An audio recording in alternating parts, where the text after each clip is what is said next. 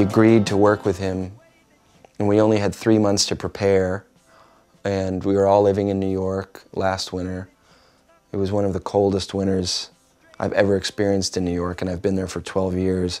All of us were broke, and we were, you know, I was feeling this kind of pressure because there was this kind of big shot producer that wanted to work with us, and I was feeling it like it was our one shot. Some men die in a fall, not trusting their nose to show them the way. We worked for 1 month with him in LA, and the session was not so great, and I thought it was kind of a failure. And I think he knew that we were all putting this unnecessary pressure on ourselves. So he booked another 2 months to come to England and work in his studio. And at that point, I had sort of already gone through all the pressure, and I just decided to let go of it. And then so the second phase when we were in England was really inspired and great. And that's when the majority of the record was made.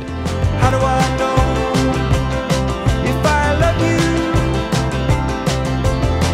When all these things come and go.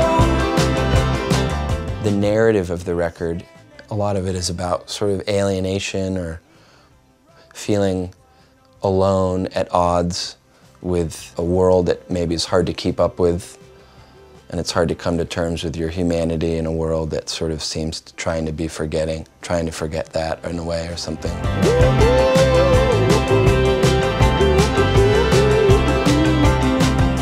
I'm not necessarily a really depressed person, you know, and I love community, and I love my family and my friends, you know. I'm a pretty social guy, you know.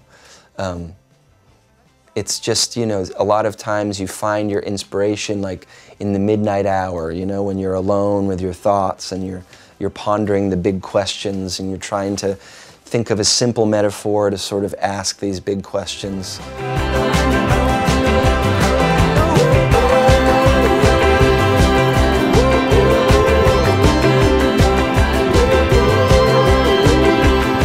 I think most people feel inherently alone at the end of the day, you know. I mean, that's nothing new. It's not like I'm this suffering man, you know, at odds with the world.